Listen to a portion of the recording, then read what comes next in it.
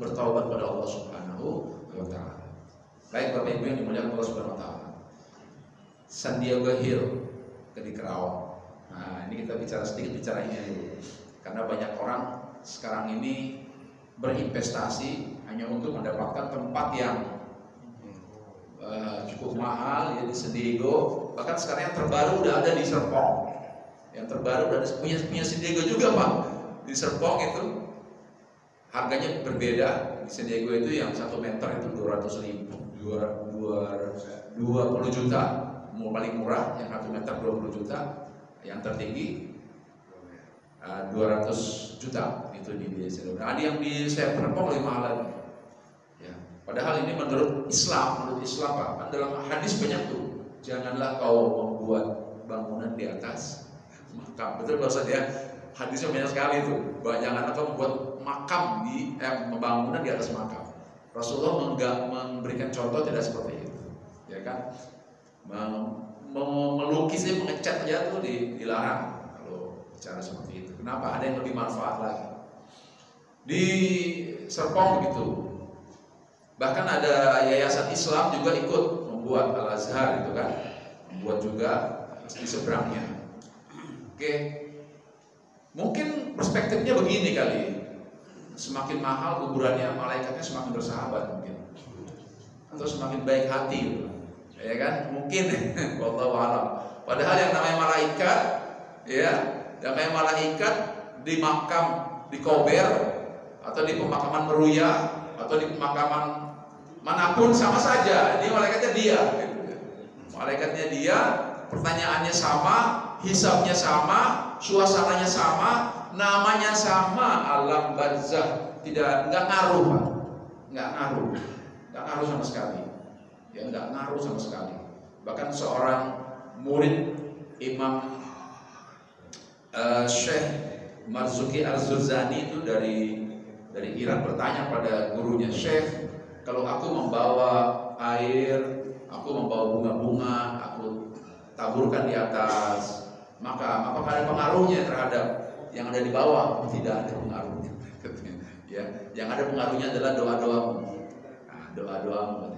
Jadi, Bapak Ibu yang mulia Allah Subhanahu wa taala, ini ya pilihan ada di kita, ya. Artinya jangan ada masalah. Kita meninggal di mana, di makamnya di mana, makamkanlah di tempat kita meninggal. Rasulullah juga begitu. Rasulullah lahirnya di Mekah, wafatnya di Madinah, maka Rasulullah dimakamkan di Madinah. Bahkan kalau wafatnya di Taif, Rasulullah akan dimakamkan di Taif. Karena Rasulullah berkata, makamkan orang itu di mana dia tempat dia meninggal, di mana dia wafat. Kullu nafsin dha'iqatul maut, Al-Imran ayat 185. Kepastian kita mati. Kita nggak tahu Pak Adi ya, yang meninggal siapa. Tahu Pak Adi duluan, saya belakangan, ya kan? Atau saya belakangan Pak Adi duluan. Nggak tahu kita. Ya, atau saya duluan menyolatkan Pak Adi. Ya memang begitu, maunya orang belakangan Pak. Urusan meninggal ini maunya belakangan. Nggak ada kita di antara yang mau meninggal. Kita menikmati dunia ini luar biasa Pak. Meskipun Allah menggambarkan betapa nikmatnya orang yang sholat subuh, ketemu sama balasan amal-amalnya. Kita akan bahas nanti penyesalan orang-orang yang beriman. Wa anfiqu mimma razaqnakum min qabli ayyati ahadakumul maut. Jadi ada satu ayat di Al-Munafiqun ayat 10. Ada manusia yang ketika wafat, semua manusia, kita semua Pak, ayat ini Al-Ammah, semua ya, global, siapapun kita pasti itu akan menghadapi satu masa di mana ketika malaikat mencabut nyawa kita semua bilang pada Allah, fayaqula rabbi. Dia berkata kepada Rabbnya, fayaqula rabbi laula akhartani ila ajalin qarib fa asaddaq. Yang pertama kali yang dia inginkan adalah sedekah. Dia ingin ngomong sama keluarganya, tuh di kantong saya masih ada kartu kredit, kad ATM gitu ya. Tuh di bank tempat saya masih punya uang. Ingin rasanya dia bicara seperti itu. Ingin rasanya dia habiskan itu. Kenapa? Imam Ghazali dalam Ihya Ulumuddin jilid ketiga itu mengatakan sesungguhnya amalan pertama yang dia lihat adalah amalan infak dan sedekahnya. Amalan pertama, infak dan sedekahnya. Makanya itu ada seorang sahabat namanya Ibnu Sya'ban.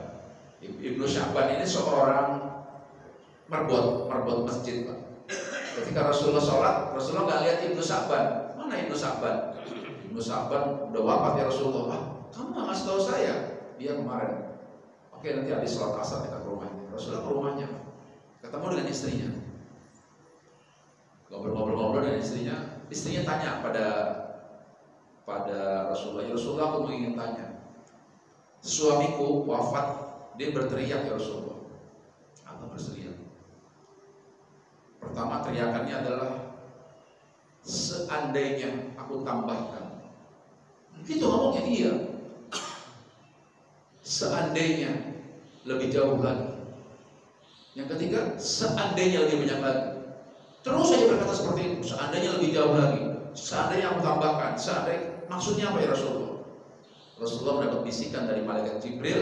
Maksudnya adalah seandainya lebih jauh lagi itu rasanya dia andainya masjid itu lebih jauh lagi, aku dapat pahala yang lebih banyak. Rumahnya Ibu Sa'ban itu di masjid, Pak.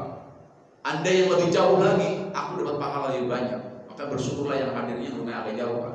Amin. Nah, bersyukurlah yang amin, rumahnya jauh. Ya, rumahnya lebih jauh, bersyukurlah. Ya, bukan berarti yang dekat nggak ini. Yang kedua, seandainya aku tambahkan. Jadi Ibnu Sa'ban pernah menolong seorang pengemis memberi sepotong roti, Pak. Ketika dia makan, dia lihat ada pengemis dikasih roti sepotong. Kata Ibnu Sa'ban, andai aku kasih semua, katanya, aku dapat pahala yang besar.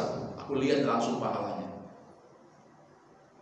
Seandainya lebih jauh lagi, seandainya lebih banyak lagi, aku tambahkan. Luar biasa, Pak. Jadi pertama kali orang itu berhadapan dengan sakaratul maut, dia melihat pahala infaknya. Makanya kalimatnya fayaqulu rabbi laula akhartani ila ajalin fa asaddaqo baru akum minas sholihin. Baru si Allah izinkan aku hidup lagi sebentar aja, aku mau infak, mau sedekah, dan yang kedua akan melaksanakan sholat subuh berjamaah. Amal-amal sore itu maksudnya sholat subuh berjamaah. Saya mau dengar kajian ya Allah, aku mau duduk dengan kajian, pahalanya besar, Pak. Ada 3 pahala orang yang duduk mendengarkan kajian. Kata Imam Ghazali, digugurkan Pak dosa-dosanya. Yang kedua, dimaafkan dosa-dosanya. Yang kedua, dimudahkan semua urusannya karena dia dapat ilmu. Yang ketiga, Allah ridho kepadanya. Tidak ada lagi yang menjadi bekal kita menghadap Allah selain Allah ridho kepada kita. Jadi penyesalan manusia yang pertama itu, Pak. Yang kedua, kita akan bahas bagaimana itu alam barzah. Al barzah itu adalah kubur. Barzah itu kubur artinya, Pak. Ya. Apa itu alam kubur? Apa itu alam barzah? Yang membatasi antara dunia dan akhirat. Sebelum orang itu dihijrahkan ke, ya mau tidak mau kita ini harus hijrah, Pak. Hijrah, harus hijrah. Ada orang di dunia yang nggak mau hijrah. Dia akan dihijrah. Hijrah itu kan pilihan. Dia mau hijrah atau dihijrahkan oleh Allah. Kita mendingan dihijrah aja dulu. Jangan dihijrahkan oleh Allah. Dihijrahkan oleh Allah maksudnya apa? Diwafatkan. Sebelum taubat kita diwafatkan. Nah, dihijrahkan oleh Allah. Dipaksa hijrah. Ya. Jadi alam barzah itu adalah yang membatasi antara dunia dan akhirat. Barzah menjadi tempat persinggahan sementara. Ingat ya, barzah itu menjadi tempat persinggahan sementara. Ketika ditanya masalah ini, Rasulullah bilang yas'alunaka 'anir ruh, janganlah kau berbicara tentang ruh, jangan kau berbicara tentang hal-hal yang berkaitan dengan ruh, kata Rasulullah. Jangan udah, jangan. Ya, maksudnya apa? Rasulullah tidak punya pengetahuan tentang ilmu dengan ruh itu. Akhirnya turunlah ayat-ayat tentang ruh, ayat-ayat tentang alam barzah, maka Rasulullah baru bisa menerangkan, Pak. Ini kan urusan alam barzah kan repot, Pak. Kita nggak bisa survei kan? Ya, kita mau jalan-jalan ke puncak, Pak. Ya enggak, 2-3 bis. Kan survei dulu Pak panitia ya ke sana ya enggak. Oh, enak di sana. Oh, enggak enak di sana. Iya kan, Pak. Urusan alam barzah enggak bisa survei kita. Enggak bisa nanya juga sama orang yang udah ke sana. Belum orang ke sana kembali lagi. Juga enggak bawa handphone orang ke sana, Pak. Kalau bawa handphone dia bisa WA. Oh, benar-benar enak di sini. Cepat dah kemarin. Iya kan? Enggak tahu kita. Artinya apa? Ini sesuatu yang gelap. Akhirnya turunlah ayat-ayat tentang ruh. Kalimat yas'alunaka 'anir ruh itu adalah kalimat yang diucapkan oleh Rasulullah ketika ayat-ayat ruh itu belum turun. Ya. Jadi bahkan sahabat Utsman bin Affan mengatakan, kalau kau selamat di kubur, di barzah, maka kau selamat selamanya. Itu barometernya. Kalau di situ nggak selamat, maka kau tidak akan selamat selamanya. Ya, barzah. Nah, yang mengantar kita, Pak, qala Rasulullah sallallahu alaihi wasallam, yaqul mayit tsalatsa, yang mengantar kita itu 3. Yang pertama, wa maluhu wa amaluhu, ahluhu wa maluhu wa maluhu wa amaluhu. Jadi yang mengantar kita yang pertama ahluhu. Siapa? Keluarga. Keluarga ngantar, Pak. Ya, ngantar kita pulang itu. Keluarga kita ngantar, ya kan? Semua istri ngantar, anak-anak ngantar. Kalau dia bos angkot, ya supir-supir angkot semua ngantar, Pak. Semua ngantar semua, Pak, ya. Kita semua, kalau dia guru, teman-teman gurunya ngantar. Kalau dia dosen seperti saya, teman-teman dosen ini ngantar, ya kan? Ngantar semua. Yang kedua, maluhu, Pak. Harta kita ngantar, Pak. Kita punya Mercy ngantar, Pak. Cuma sampai pintu gerbang, Pak. Nggak boleh masuk. Ambulan aja yang boleh masuk cuma ambulan ke sana. Bahkan ada beberapa makaman ambulannya boleh masuk. Sana digotong agak kuat, agak muat jalannya, ya kan? Wa maluhu, yang ketiga yang antar kita itu adalah amal perbuatan kita. Kata Rasulullah, dari 3 yang mengantar itu 2 pulang. Siapa yang pulang? Ahluhu, keluarga pulang. Apa ada istri yang setia tidur di situ sampai berkali-kali? Nggak ada, Pak. Nggak ada, Pak. Nggak ada. Cuma saya melihat di Rangkas Bitung, Pak. Itu Pak hanya dilakukan oleh orang yang kurang waras. Di Rangkas Bitung ada seorang yang kurang waras, Pak, menggendong tulang belulang kemana-mana. Saya tanya sama orang situ, bahasa Rangkas, iya sahasi eta, kita mau naon tadi di belakang bahasa Sunda begini. Ini siapa? Saya bilang itu bawa apa itu di belakang palak ininya, tasnya. Itu kerangka istrinya. Dia gali sendiri, kerangkanya dimasukin dalam ransel, dibawa kemana-mana. Itu hanya bisa dilakukan oleh orang yang kurang waras, Pak. Orang-orang yang waras nggak bisa melakukan seperti itu. Lama-lama dia harus ikhlas, ditinggal oleh istrinya, suaminya, atau anak-anaknya. Dia dibawa itu, Pak. Ya. Jadi yang 3 mengantar kata Rasulullah itu ahluhu wa maluhu wa amaluhu. 2 itu balik lagi, Pak, pulang. Ahluhu, keluarga pulang. Nggak ada yang mau tidur di situ. Yang kedua, wa maluhu, apa maluhu? Harta. Mobil Mercy-nya, apalagi mobil-mobil apa yang motor pulang lagi, Pak. Nggak ada orang yang pernah menaruh motor di sini, nggak ada. Yang tinggal sama dia adalah wa amaluhu, amal perbuatannya. Wa amaluhu. Apa yang dilakukan manusia di alam barzah? Yang pertama, begitu dia dibangkitkan, diperlihatkan amal-amalnya oleh Allah. Dibukakan videonya, Pak. YouTube-nya dibuka, Pak. Nah, yang sekarang nonton YouTube, dibuka YouTube-nya, Pak. Nah, nih, lu liatin. Malunya kita. Yang suka korupsi, malunya kita. Yang suka berzina, auzubillah, malu kita melihat itu. Imam Ghazali di Ihya Ulumuddin jilid keempat mengatakan, manusia akan menangis dan malu melihat videonya diputar kembali. May ya'mal mithqala dzarratin khairan yarah. Walaupun sebiji zarrah itu, walaupun Albert Einstein mengartikan itu atom sebesar atom, niscaya dia akan melihat amal-amal dia lihat, sekecil apapun, apalagi yang besar, ya, sekecil apapun dilihatin aja, dilihatkan oleh Allah semuanya. Itu yang pertama kali, Pak. Malu kita, takut kita. Kenapa? Karena Allah berjanji, lihat aja. Dan kita akan melihat, Pak, betapa kita pernah duduk di tempat ini, Pak. Di tempat ini, masjid ini akan menjadi saksi, Pak. Al-yawma nakhtimu ala afwahihim wa tukallimuna aydihim wa tashhadu arjuluhum bima kanu. Ini akan menjadi saksi, Pak. Ini akan jadi saksi. Makanya teman-teman jamaah tabligh itu sholat dari masjid ke masjid. Saya pernah tanya pada mereka, Apa tujuannya? Tujuannya agar menjadi saksi. Betul, ada hadis seperti itu. Bahkan tempat ini Pak, nah, makanya kalau di masjid ini sholat pindah-pindah Pak, tersono, tersitu, pindah-pindah supaya jadi saksinya pindah-pindah. Nah, dahsyat tuh ya. Gitu. Ada hadis itu Pak, walaupun Albani mengatakan hadis itu maudhu, tapi itu beberapa jamaah-jamaah yang memang pencinta masjid itu betul-betul menganggap hadis itu sahih. Ini sholatnya situ, jadi saksi gitu, akan jadi saksi, tempat jadi saksi Pak. Taufik Ismail bikin puisi itu yang dinyanyikan oleh Chrisye, akan datang hari di mana mulut kita dikunci. Akan datang hari mulut kita dikunci.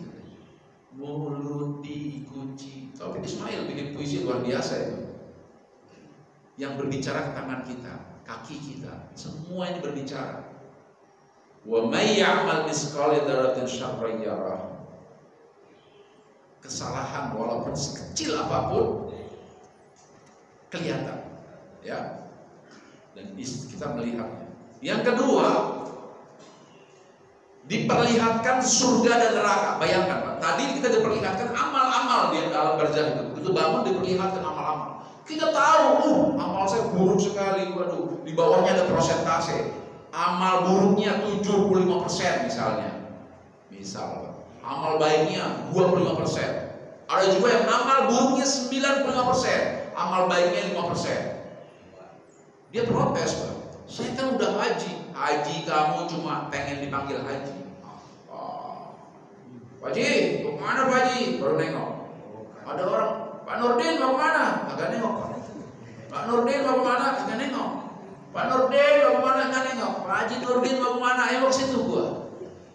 Ada Pak RT kasih undangan pernikahan warganya sama Pak Nurdin. Yang saya hormati Bapak Ibu Nurdin. Kurang ajar Pak RT.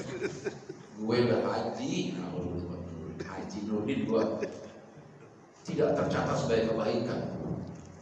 Tidak tercatat sebagai kebaikan. Oh Allah, tidak tercatat. Ada lagi orang yang sholatnya rajin Pak, tapi sholatnya mengganggu orang sebelahnya. Mengganggu orang sebelah itu maksudnya gimana?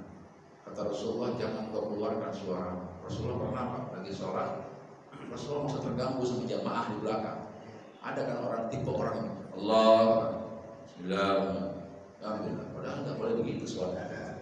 Sesuatu hanya yang dengar cuma dirinya sendiri. Bismillah. Rasulullah pernah Pak, itu sholat balik. Siapa tadi yang suaranya menyelisihiku?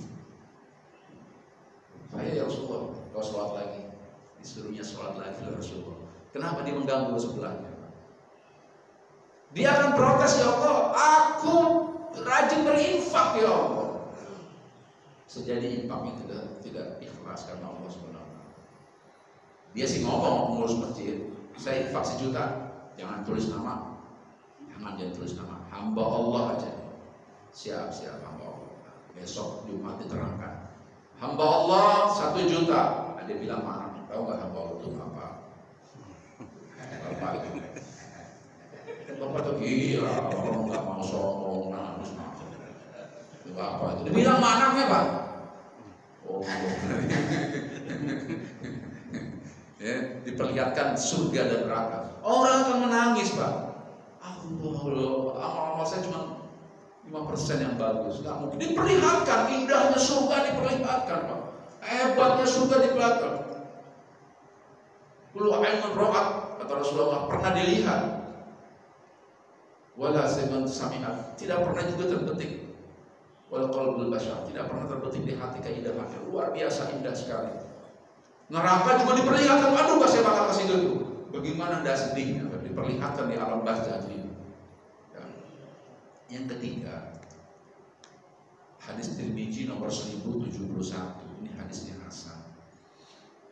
Kata Rasulullah, orang yang beriman itu akan disuruh tidur. Mudah-mudahan kita disuruh tidur ya Pak ya. Kira-kira kalimatnya begini Pak. Tidurlah seperti tidurnya pengantin baru, yang tidak ada yang berani membangunkannya kecuali keluarga yang paling dicintai, sampai Allah membangkitkannya di tempat tidur itu. Mudah-mudahan kita disuruh tidur Pak ya. Tidur aja tunggu kiamat. Ntar ngomong kiamat bangunin. Tuh. Kan kita sambil nunggu Pak di alam barzah itu Pak. Nunggu kiamat, ntar mau kiamat gue bangunin lu, tenang aja. Pokoknya surga dah lu dapat. Kan nyaman tuh Pak, tidurlah. Yang keempat, kita bicara tentang orang lalai. Yasin ayat 52, kita sering membacanya. Ya wailana man ba'atsana min marqadi. Celakalah kami, katanya orang-orang yang tadi orang beriman, sekarang orang yang lalai, yang membangkitkan kami dari tempat tidur kami. Jadi gak pernah dia disuruh tidur, terus dibangun-bangunin aja. 5. Orang beriman setelah mati saling mengunjungi, Pak. Nah, ini beruntung yang menjadi orang beriman. Saling mengunjungi. An-Nisa ayat 69. Dan siapa yang menaati Allah, may yuti'illah wa rasul, fa ulaika ma'al ladzina an'ama Allahu 'alaihim minan nabiyyina was-shadiqina wasyuhada was-salihina wa hasuna ulaika. Dia akan saling bersama-sama, saling mengunjungi, Pak. Saling mengunjungi, apa kabar? Ya Allah, kan enak kayak ini, kayak seperti ini nih Pak. Kita saling mengunjungi. Ya, mereka bersama-sama dianugerahi nikmat, saling mengunjungi. Nah, An-Nisa ayat 69. Ini menurut Ibnu Qayyim al-Jauziyah, kita saling berkunjung Pak di alam barzakh itu. Dan itu hanya orang yang beriman. Orang yang tidak beriman nggak bisa, dia sibuk dengan siksa kuburnya.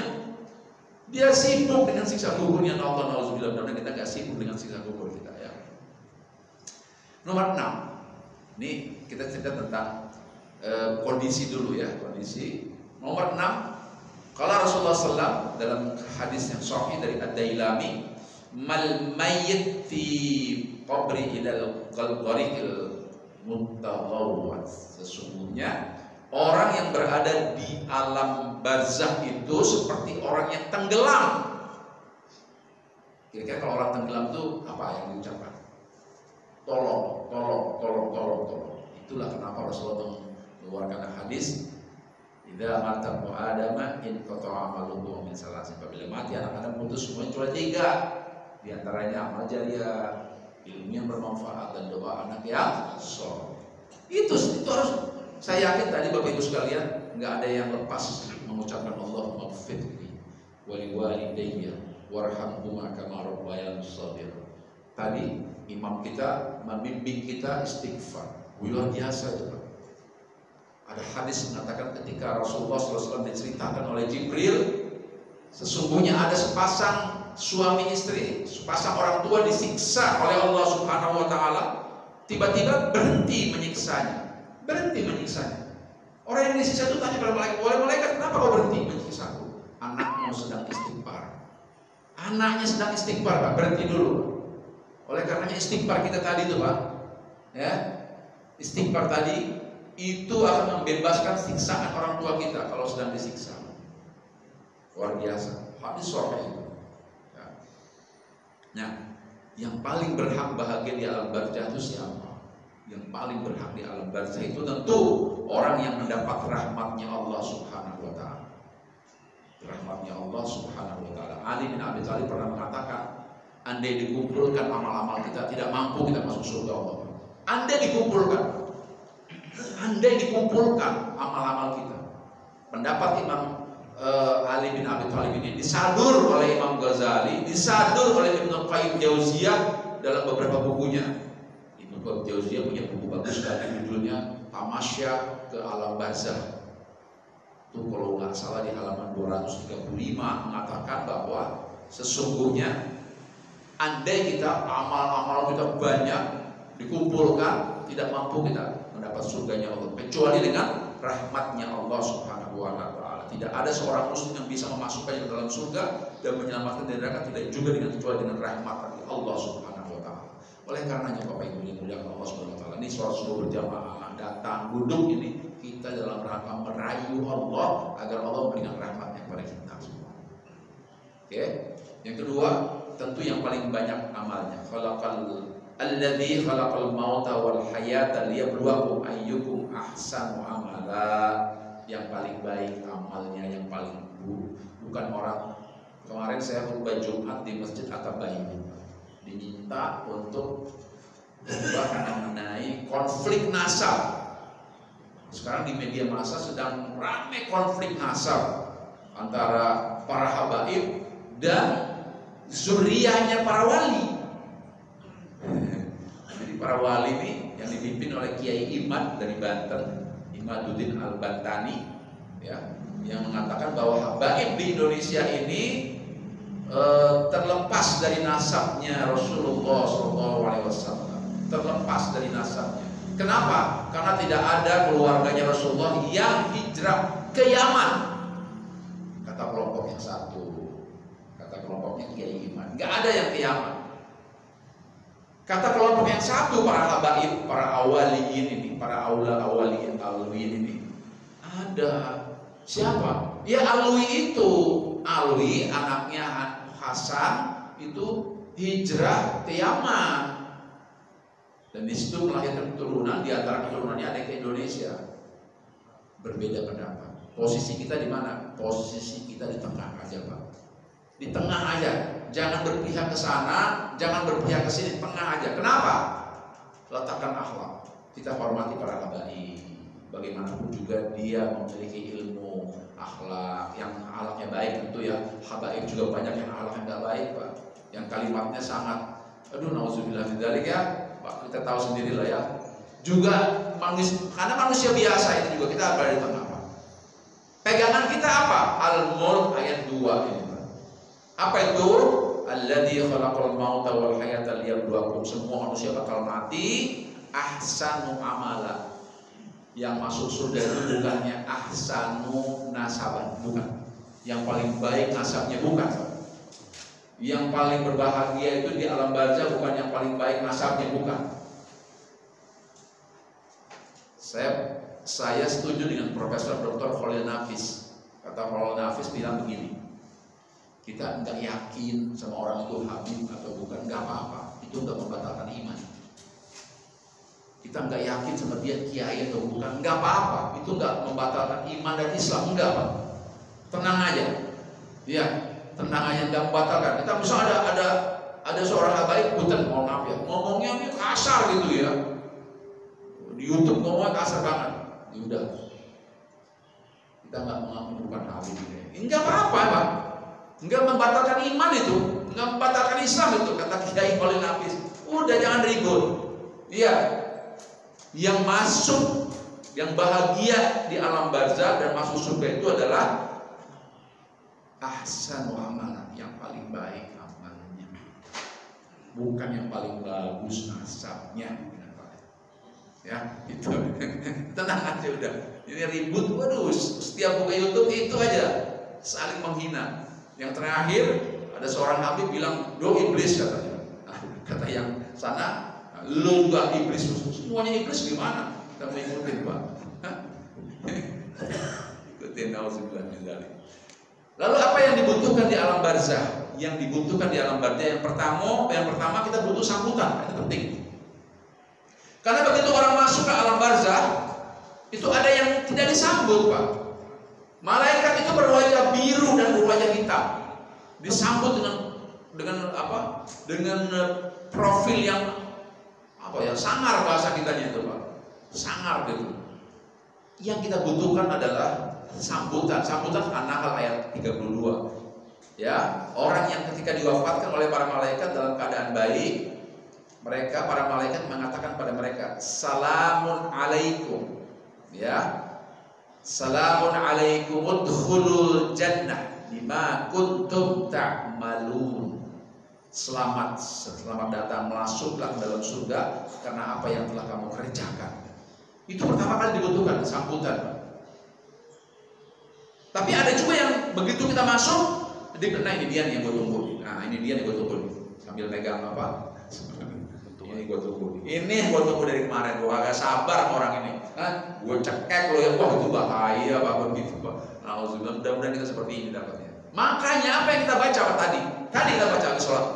Allahumma antas salam wa minkas salam wa ilaika ya'udus salam wa hayyina rabbana bis salam wa adkhilna jannata daras wa adkhilna, ya Allah selamatkan aku ketika aku masuk ke dalam surga.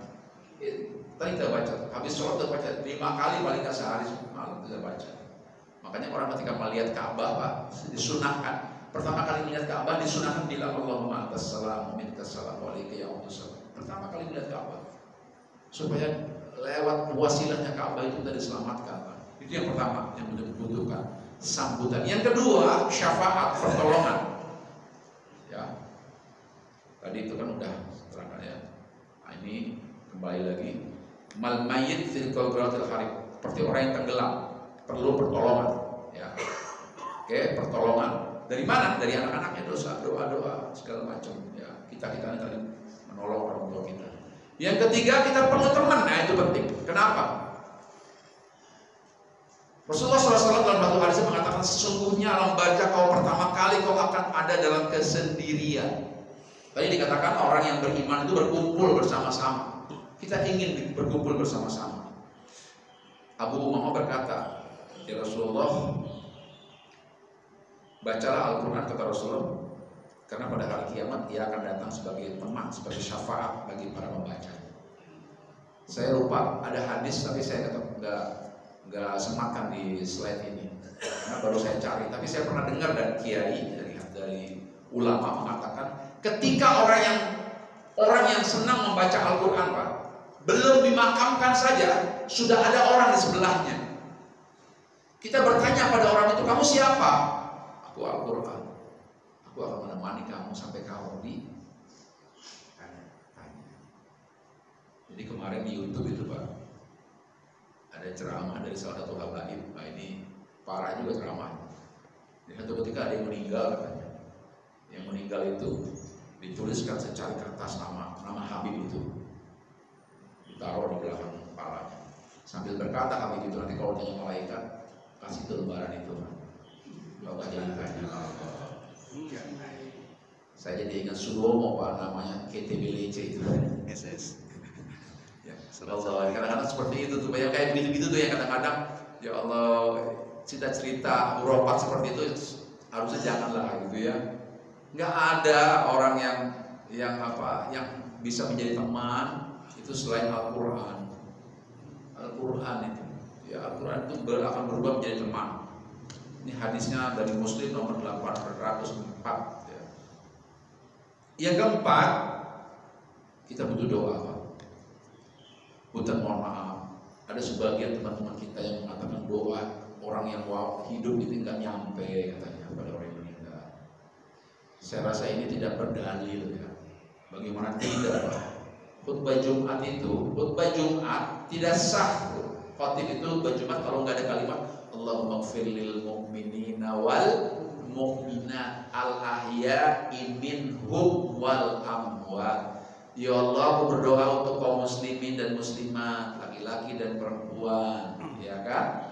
Yang hidup dan yang mati. Itu artinya apa? Doa kita orang yang masih hidup itu sampai, Pak. Jangan ada doa nggak nyampe. Urusan berbeda pendapat, tahlil nggak tahlil itu berbeda pendapat, Pak. Nggak tahlil juga nggak apa-apa. Mau tahlil nggak apa juga, nah, apa orang baca ayat Quran kok, nggak apa-apa, silakan saja. Tapi jangan mengatakan doanya nggak nyampe. Nyampe, Pak. Nyampe. Contoh yang kedua, kalau kita masuk ke dalam pemakaman, ya bahkan nih mazhab Syafi'i memerintahkan jangan masuk, lewat aja. Kita harus mengatakan apa? Assalamualaikum ya baronal mukminin. Ya suruh berdoa, Pak. Artinya apa? Nah, untung aja ketika bilang assalamualaikum ya ahlul kubur dia nggak jawab. Kalau jawab, mari kita iya kan? Nyampe, Pak, nyampe. Apa yang didoakan nyampe. Siapa berdoa nyampe? Nyampe itu. Ya. Nyampe, Pak. Allah, nyampe. Udah jangan percaya lah. Kalau nggak percaya ya balik lagi, kan susah kita tanya, Pak. Nggak ada yang balik lagi, udah kesono. Ya kan? Doa. Dalilnya Al-Hasyr ayat 10. Rabbana ighfir lana wa li ikhwanina alladziina sabaquna bil iman. Itu ayat jelas ini, Pak. Jelas ya kan? Ya Tuhan kami, alhamdulillah kami, saudara-saudara kami yang lebih dulu dari kami. Itu doa buat mereka. Nyampe ayatnya. Ya jangan mengatakan enggak nyampe. Penyesalan di alam barzah. Main, Pak, ada penyesalan di alam barzah. Satu, penyesalan orang kafir udah pastilah orang kafir menyesal. Ya Allah, andai, ya Allah, andai, nyesal ya Allah, andai. Kenapa? Tadi diperlihatkan amal-amalnya. Setelah diperlihatkan amal-amalnya, diperlihatkan keindahan surga. Surga dilihatin, nih surga nih neraka nih. Oh, dia udah tahu kalkulasinya tadi. Aduh, amal gue dikit. Allah, tahu nih bakal kemana. Nyesel. Dalam surat Al-Mu'minun ayat 99 sampai ayat 100, demikianlah keadaan orang kafir hingga apabila datang kematian pada mereka, dia minta untuk dihidupkan kembali. Ya Rabb, kembalikan aku ke dunia agar aku berbuat amal soleh. Nyesel Pak. Allah, nyesel banget, luar biasa. Itu penyesalan yang terakhir yang tidak akan bisa diulang lagi. Di dunia kita masih bisa Pak. Nyesel saya pernah cerita sama Bapak Ibu sekalian ya. Karena saya ulang cerita ini. Saya habis ceramah di Hotel Santika Bintaro, ya kan? Ceramah manasik umroh. Salah seorang pendengar itu ada yang ngontilin saya, ikutin saya. Ustaz, saya ngobrol tentang, oh iya Pak, silakan. Kenapa Pak? Jangan di sini ngobrolnya Pak, di mana? Cari restoran di situ, ya restoran. Berhenti di restoran. Kenapa Pak? Sama istrinya. Saya dengar tadi Pak Ustaz cerita tentang taubat. Iya Pak, kenapa? Saya bertaubat Pak Ustaz. Ya alhamdulillah Pak. Alhamdulillah udah taubat. Tapi saya mau tanya Pak Ustaz, bagaimana dengan harta saya? Nah, saya nggak tahu Pak, yang paling tahu apa harta Bapak. Emang kenapa Pak? Ceritalah dia. Saya dulu Pak, bukan dulu, ini 5 tahun yang lalu, belum lama saya pensiun Pak. Kepala Biro Perbaikan Properti Pemda DKI Pak. Kepala Biro Perbaikan Renovasi dan Perbaikan Gedung-gedung Pemda DKI. Saya kepala biro.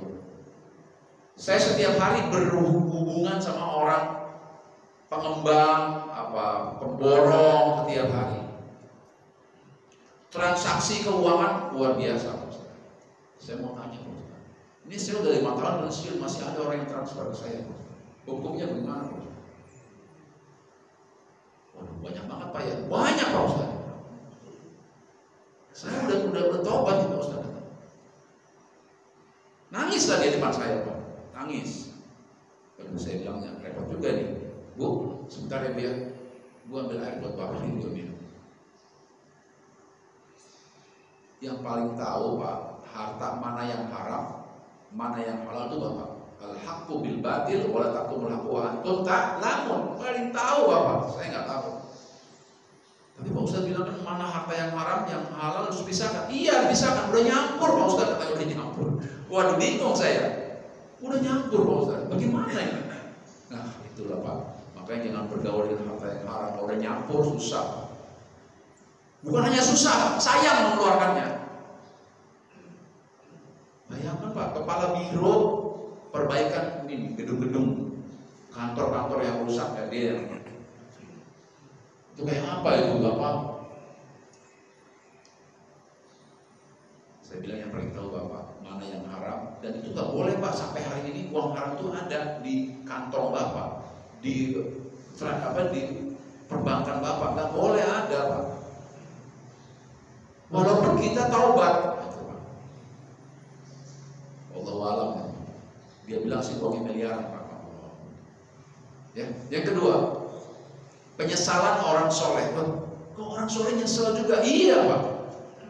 Kenapa menyesal? Al-Imran ayat 63. Hum darajatu 'indallahi wallahu basirun bima ya'malun. Sesungguhnya balasan surga itu berderajat, berkelas-kelas Pak, berderajat. Ya, ada kelas ini, ada kelasnya ini, kelasnya ini. Orang yang beriman tuh nyesel, Allah, saya kenapa enggak ini? Saya kenapa enggak ikut sholat subuh di masjid? Aku yakin, nyesel saya. Kenapa? Saya enggak sholat sunnah. Kenapa saya enggak ini dan itu? Kenapa balasannya Allah? Saya cuma dapat surga yang paling bawah. Surga yang paling bawah. Dan dia tahu balasan surga paling bawah itu apa? Dia ngebantuin istrinya nyuci, Pak. Balasan di surga itu, kemarin gue nyuci setiap hari kalau begini caranya. Wah, makanya Pak. Oh ya, sebetulnya perempuan itu tugasnya cuma satu, Pak. Istri itu tugasnya cuma satu. Dua tugasnya, enggak satu, dua. Yang pertama, dia taat kepada Allah. Yang kedua, taat sama suami. Cuma dua, Pak. Itu aja. Tugas kita yang banyak, Pak. Kerja, nyuci, nyapu, itu tugas kita, Pak. Tapi kita nyuruh sama istri harus taat. Nyuruh nyapu, ya nyapu. Ya Bu ya, nyuruh nyuci gitu. Cuma kita kadang-kadang kita korek, Pak. Kita suruh semua tuh. Mudah-mudahan istri kita di surganya Allah SWT bersama kita maksudnya. Gitu kan. Jadi orang yang beriman nih Pak, dari Imran 63 itu menyesal, menyesal. Kenapa saya cuma umroh sekali? Nah, ya kan? Kenapa nggak 2 kali bro? Allah, saya nyesel. Kenapa nggak tahajudnya 8 rakaat? Saya cuma 2 rakaat ya Allah. Nyesel itu Pak. Sama bilang Allah ya pula Rabbi laula akhartani ila ajalin qarib fa asaddaqa wa akun minas sholihin ya Allah. Punten ya Allah, hidupkan lagi lah aku sebentar aja, hidupin lagi punten ya Allah. Nyesel orang beriman nyesel Pak. Orang yang beriman tadi orang kafir udah lah mau sedikit ceritakan. Orang yang beriman nyesel. Bahkan para syuhada pun nyesel Pak. Para syuhada nyesel Pak. Para syuhada nyesel. Kenapa nyeselnya ada di antara mereka yang hanya mengorbankan jiwanya? Apa? Ketika melihat Abdurrahman bin Auf, lebih nyesel lagi. Kenapa? Abdurrahman bin Auf itu bukan hanya mengorbankan jiwanya, tapi mengorbankan hartanya untuk jihad. Kenapa? Pahala jihad juga ada kelasnya, Pak. Itu dia. Nah, jadi urusan nyesel semua nyesel, Pak. Cuma nyeselnya orang beriman tadi pengen kelasnya lebih bagus lagi. Lu dapat di surga Pak, pengen dapat yang lebih atas lagi. Para syuhada pun begitu. Lu dapat surga, udah dapat. Bidadarinya ada 70. Dia nanya sama kamarnya, bidadari lu berapa? 100. Lebih banyak katanya, luar biasa. Karena di sana kita bisa bersetubuh dengan 100 bidadari Pak, satu hari. Saya pernah bahas ya reuni di surga di sini. 100 bidadari sehari. Ketika dia nanya, bidadari itu berapa di sana? 30. Oh, dikit banget. Lu berapa? Lu mas 100 di sini. Ya Allah, apa salah saya? Tanya sama malaikat. Lu kemarin jihadnya setengahnya. Oh dia masuk semua tuh katanya. Penyesal orang. Itulah alam barzah Pak. Sebelum ke surga yang sebenarnya. Bapak Ibu yang dimuliakan Allah Subhanahu wa taala. Hanya itu yang saya sampaikan tentang alam barzah ini sesuai dengan hadis-hadis dan Al-Quran. Mudah-mudahan ada manfaatnya dan ini menjadi motivasi lah, penyemangat buat kita semua. Mudah-mudahan kita lebih rajin ibadah kita, lebih rajin baca Quran kita. Kalau kita baca Quran ingat aja Pak, wah ini hati teman saya nanti. Adalah saya baca yang banyak, baca Quran paling nggak 1 lembar sehari, selembar paling nggak sehari Pak, bolak-balik selembar. Ustaz saya senang baca Yasin, udah Yasin udah baca dah. Saya senang Al-Waqiah. Al-Waqiah udah baca. Al-Mulk tadi udah. Syukur-syukur 1 lembar sehari. Dicicil aja Pak. Supaya Al-Quran menjadi teman kita. Sholat 40 rakaat sehari, ya kan? Dan lupa waktu duhanya diambil terus. Biar itu juga menjadi teman buat kita. Tugas kita cuma satu, mengumpulkan bahan dan bekal untuk menghadap Allah Subhanahu wa taala. Burung pipit terbang ke Wonogiri. Karena waktunya sempit saya mau diri. Mungkin ada bapak-bapak sekalian yang mau menyampaikan apa? Enggak Pak Haji Islam. Pak Haji ada 2 Pak. Pertama mengenai masalah al-barzah, tadi ada akhir ini menjual gorengan itu bisa dibuka melalui dunia sehingga terbukalah siapa pun sebenarnya. Gimana Pak? Penjual gorengan. Ada yang bisa mengambil dunia dimasuk dalam badan dunia. Dan bersaksi siapapun sehingga polisi lebih gampang melacaknya. Atau juga seperti film yang Cina itu, apakah itu benar dan bagaimana si ustadz ini mempunyai doa yang khusus untuk hidup? Apakah itu bisa dikasih war? Kedua, ada juga anak istri yang mendapatkan mimpi atau sesuatu yang ada doanya sehingga dia mengetahui kondisinya di apakah itu sesuai dengan hadis atau dengan Rasulullah.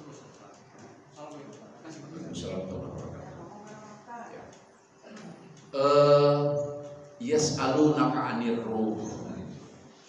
Bahwa kita, pengetahuan kita tentang roh itu sangat kecil sekali.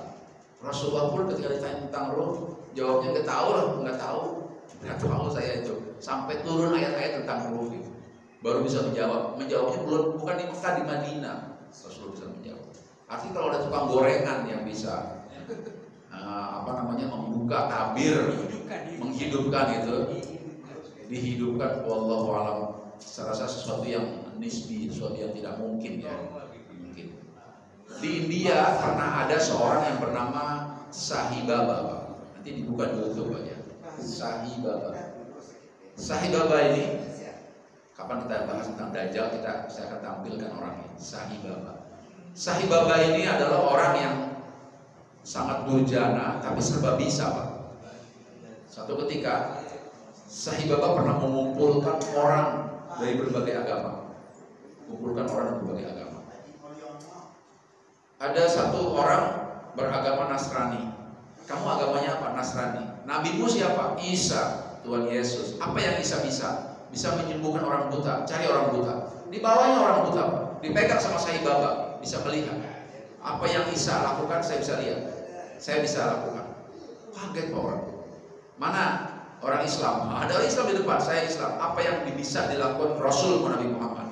Dia bisa mengeluarkan air dari jari-jarinya. Dia keluarkan Pak, air dari jari-jarinya. Dia keluarkan airnya. Sai Baba ini Pak, pernah dipanggil ke tempat baraknya militernya di Amerika. Karena ada salah seorang jenderal meninggal. Sementara jenderal itu memegang kunci-kunci, kode-kode rahasia. Maka dipanggil Sai Baba. Dihidupkan kembali itu orang meninggal. Hidup Pak. Dia mengucapkan angka-angka, baru meninggal lagi. Sai Baba pernah diundang ke Indonesia, ke NTT Pak. Waktu susah air, Sai Baba cuma menggerakkan kakinya 3 kali. Sampai hari ini air itu keluar. Bisa seperti itu? Bisa, itu Dajjal. Makanya kita disuruh oleh Rasulullah menjelang sebelum salam, suruh berdoa. Ya Allah, aku berlindung dari kejahatan Dajjal. Allahumma inni a'udzubika min azabil qabr nazil nar wa fitnatil mahil masih Dajjal.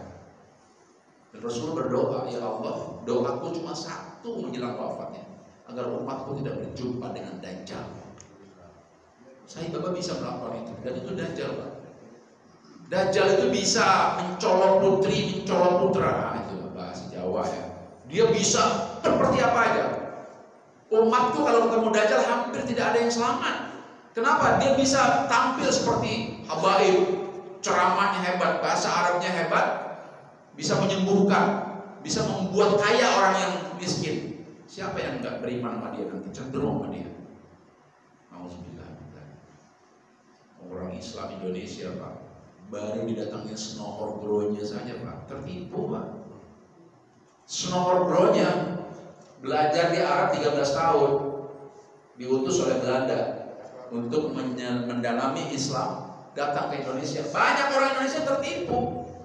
Wah ini orang Arab, bahasa Arabnya hebat, apa yang diajarin dia ikut Pak. Itu satu Pak, apalagi tukang gorengan Pak, rasanya mungkin juga itu ya. Tetapi dalam salah satu hadis Rasulullah SAW, walaupun Syekh Albani mengatakan ini hadis-hadis maudhu, tapi orang Nahdlatul Ulama, memfatwakan bahwa ini hadis sahih. Apa tuh?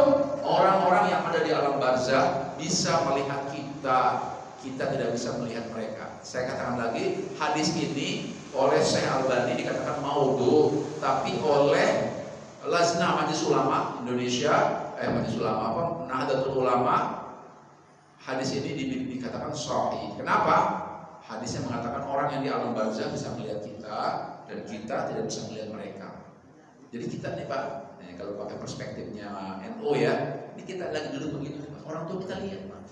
Anak saya tuh, anak saya lagi ngaji, Allah, alhamdulillah. Aduh, anak saya lagi main judi, aduh, lagi main janda anak saya. Aduh, kucing kurus mandi di papan. Papannya dari kayu jati, badan kurus sudah nggak makan karena mikirin jantung hati. Nah, aduh lah, orang tua tahu, aduh anak saya lagi pacaran terus. Kata perspektif NU, orang di alam barzah bisa melihat kita.